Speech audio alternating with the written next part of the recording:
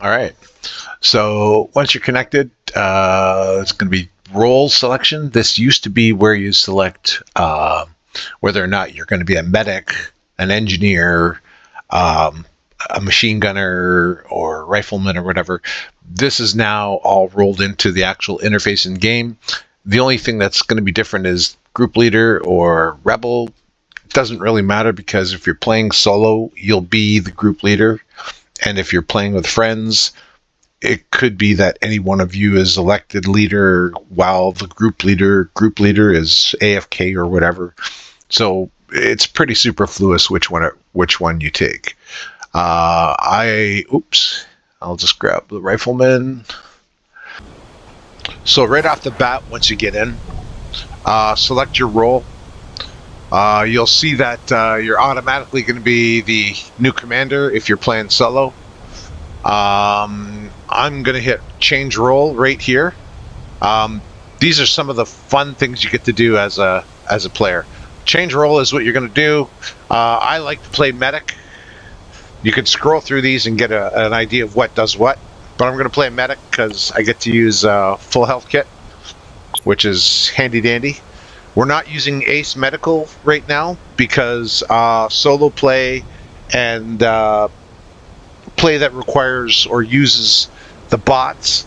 If you have a medic bot in the game, he won't heal you if we use full ace medical.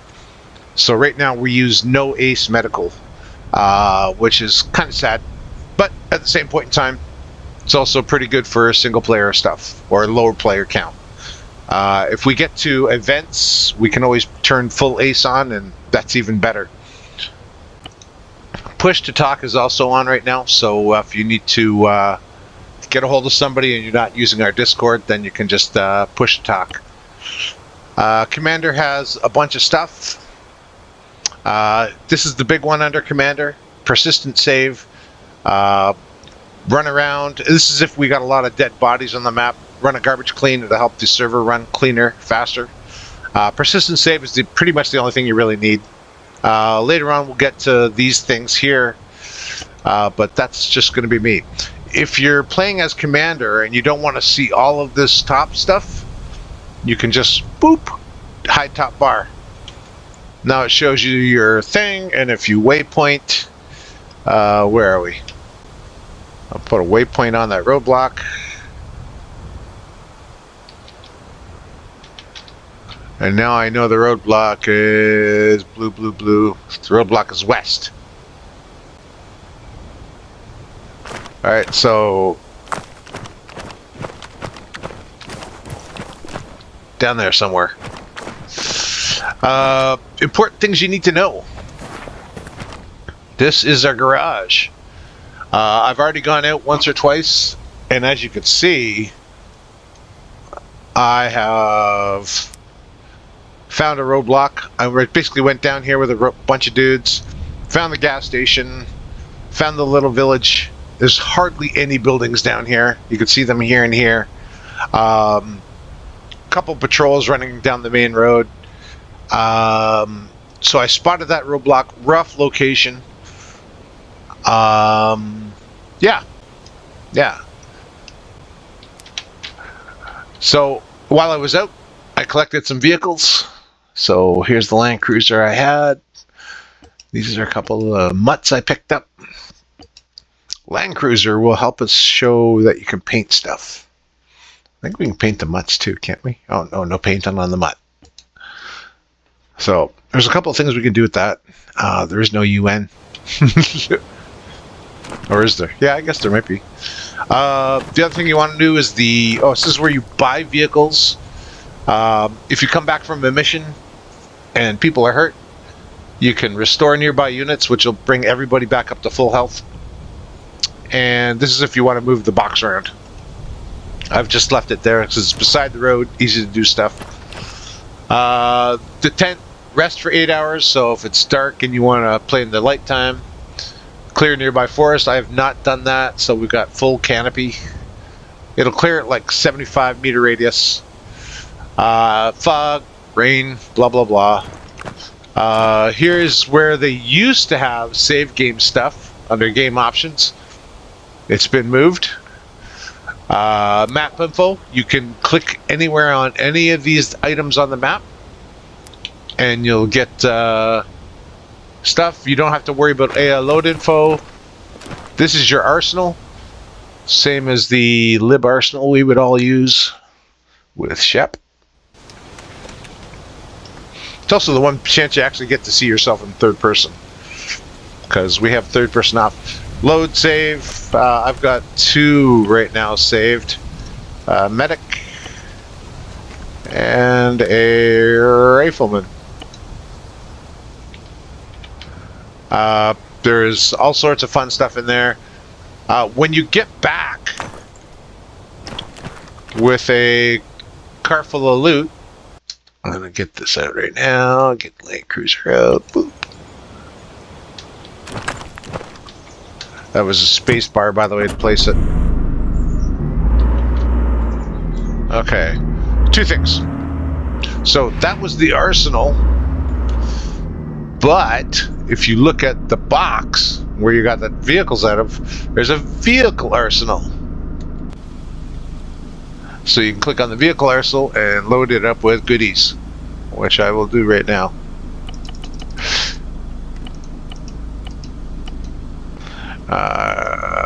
Want some med packs. Oh, I can't get them. They're underneath the damn record.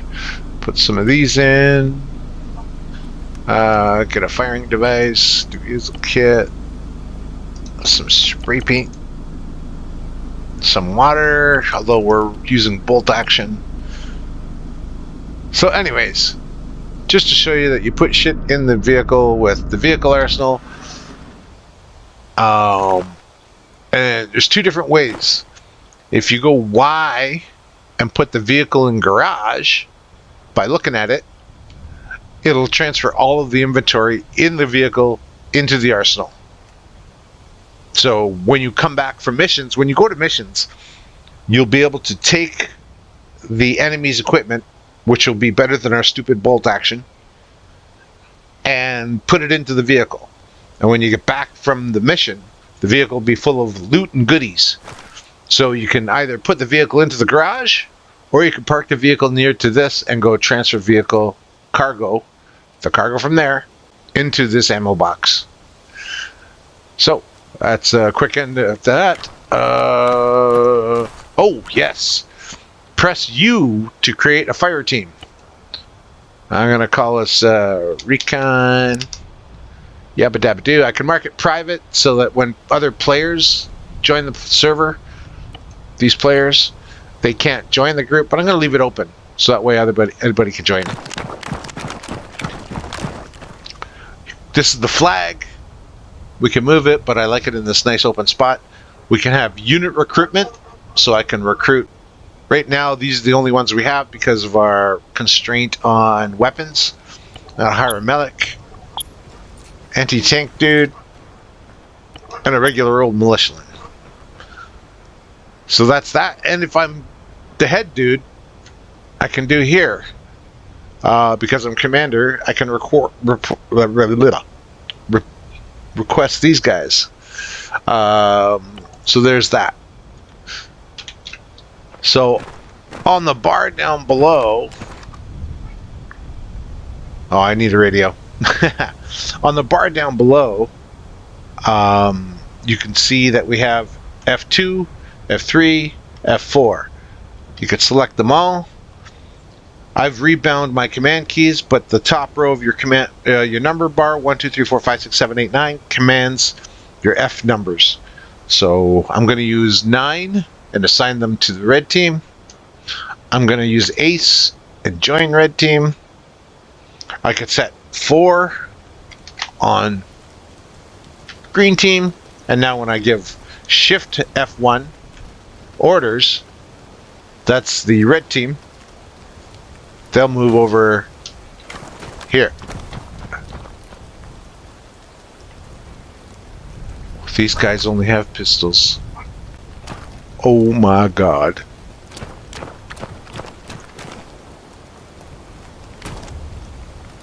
That's harsh. Oh, There's 4. That's red. That's 4. 4's gonna move with me. Those two will stand there. I could even put red team on scan the horizon. So now they'll spend a couple seconds looking one way, turn, spend a couple seconds, turn. Right. So yeah. 2. So once you're F2, you can now use 1 is movement, 2 is targeting, 3 is firing, scanning, 4 is vehicles getting into, mounting, dismounting, 5 is status for the unit, 6 is do stuff, 7 is combat stance, 8 is formation, 9 is fire team assignments, and 0 is a bunch of other stuff. So you can get your units to do quite interesting stuff. You know about trenching and whatnot. The other thing, once you get here, oh, here's another cool thing. I can tell 4 to get into the Land Cruiser in the back. See how he's got just a frickin' pistol? I can go into the inventory.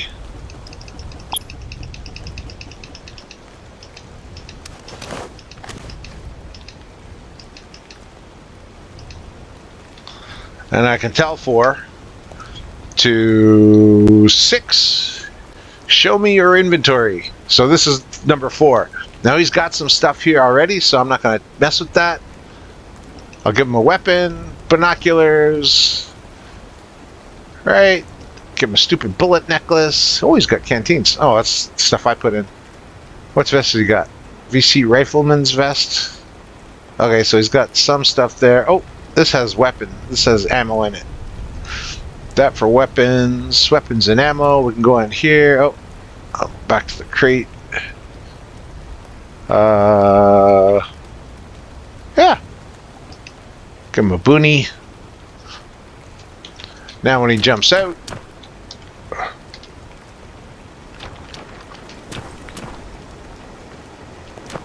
he has my loadout.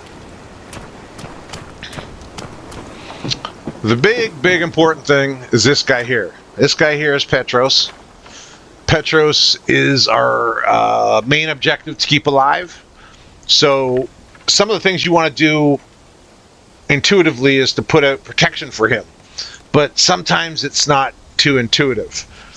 For example, you can go to the vehicles here and purchase a static weapon to put up, a Dushkum or an M240. And you think, hey, that's a great idea. But not really, because we are next to... Oops, I don't have a loadout. We are next to a airport. Oh, I take a medic, don't I?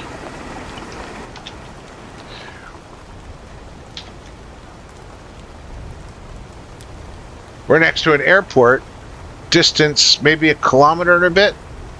So we're going to have overhead flights. Same with an outpost, Army of Vietnam outpost, and a U.S. outpost up here. Look at all that. Damn. That's going to be a hard one to take. But once we get it. So as you can see, if you were to put an MG here, a big heavy weapon, and it fired at overhanging aircraft, either side would respond to investigate. And there's just a roadblock right there. So if we're lucky, we will have just a patrol pass by, and they'll just drive right by without interacting. If we don't have nobody here, they'll just drive right by this and not see the guy. If they see Petros, they'll fire on him. So, again, like I said, don't stick out don't go and think out that you can put out a static weapon and put an AI on it, and it'll protect Petros because it'll fire at over flying aircraft, and then either side will come and inspect to see what the heck's going on down here. Why is people shooting at the aircraft? And then next thing you know, Petros is dead, and you have to replace the headquarters somewhere. When Petros dies, we lose resources. So these resources you see at the top, the money, all that stuff, we'll lose that, and that's no good. When you talk to Petros, you can do various things with them. You could set garrisons. So we could set a garrison here at HQ. I'm not going to do that right now because it's better to be stealthy. We can put down minefields once we get enough mines. We can move the headquarters if we want to move it further into the jungle if we want, away from roads, whatever. We could also do some of the stuff we can do at the tent. We can do clear trees, fog, resting, rain. Training the troops is always a good thing. Right now it'll cost us $2,000. I'm going to leave that for whatever we do. You can also take away faction money, but doing so reduces your rank or your standing with the group. Donating money increases your rank or standing.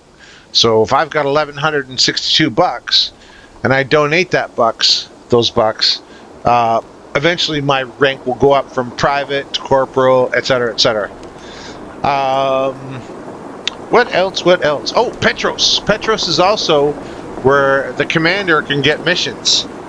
So two ways missions happen is if you're on site in a village, a mission may spawn near you. And it might be something like deal with a corrupt cop, in which case you have to kill him. Transport a rebel agent, in which case you talk to the guy, he gets in your car, and you drive off with him to wherever he needs to go. There's hostage rescue, there's bank robbery, plus you can come here and talk to Petros to get a mission. And there's at least 3 to 4 mission types there for each mission type. 3 to 4 missions for each mission type. It's quite a few missions. Quite a bit to do. And that... Oh, let's talk about the important thing.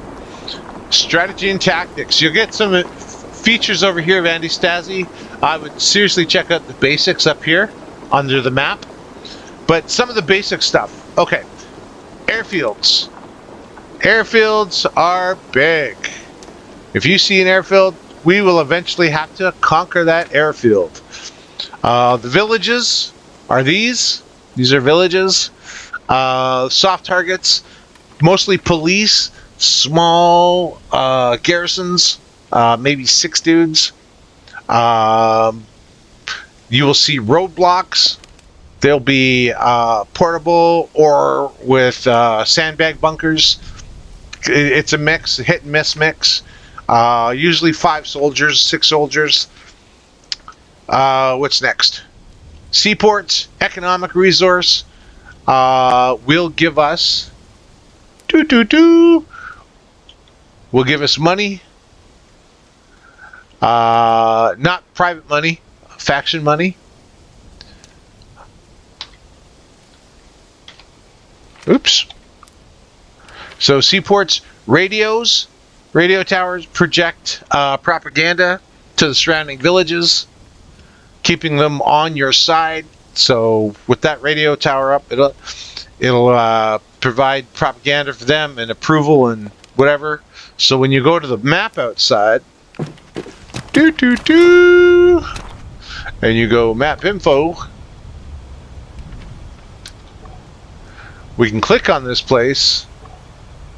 Pavin support 100, ion support 0, influence Pavin, garrison good. So that means that there's 6 dudes or 10 dudes or whatever in there. There's likely a roadblock around this area, maybe 2, 1, and 1. The seaport will have a garrison of 15 men. The radio tower might have a garrison in and around it. The air base will have 36. The radio tower again will have, possible outposts, Outpost will have 24. Yeah, you're not going to get very much for an outpost. This area right here is kind of looking nice. Has a nice little fuel station. Vehicles will spawn around villages, and then resources also give us money. It's also fairly remote, and there's a radio station nearby.